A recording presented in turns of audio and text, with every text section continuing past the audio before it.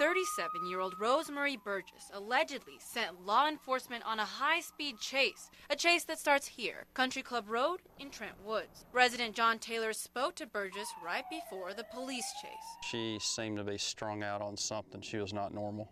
Taylor says Burgess was parked on the side of his neighbor's home, but she took off as soon as she saw a police car coming. Trent Woods Police Chief Tony Lee tells me Burgess then took a turn into one of the neighborhoods off Wedgwood Drive. I all of a sudden heard the sirens, jumped up and looked out the window, and of course there were the car speeding by, and immediately behind her were the Trent Woods cops and Craven County Sheriff Department. Watching the chaos was Sylvia Hancock. Didn't know if it was somebody who had done something wrong and running, or if it was an emergency that they were trying to get to somebody who was in need, or what. A neighbor tells me Burgess drove into this person's driveway, through their yard, and managed to dodge the trees and get back onto the road. She soon got out of the neighborhood, but several law enforcement cars were on her tail. The chief says she drove into the community across the street onto Trent Shore Drive, where she went through more front yards. Like a James Bond movie, the car comes flying through the air, goes across the driveway, hits the ditch, does the same thing again, and then keeps right on going. And then less than about 5 or 6 seconds later, it comes right back around again. Not in the yard this time, but on the street.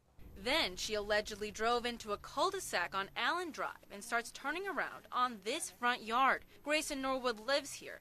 She says a cop got out of the car and walked up to Burgess's car with a gun. He broke the glass when he shot at the car, and then once it hit the car, she sped off down that way. The chief says the officer shot 4 rounds at Burgess. They all hit the car. Now Burgess gets back on Country Club Road driving into New Bern.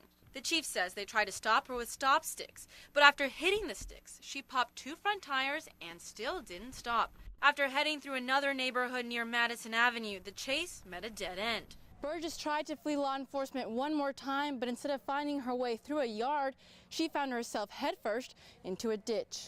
That's where the chief says they finally arrested her, but not without a struggle. Neighbors say an officer had to stun her with a taser before they finally took her away, putting an end to this high-speed chase. The chief says this isn't her first run-in with the law. Saturday, Burgess was still in jail and is charged with assault of a deadly weapon.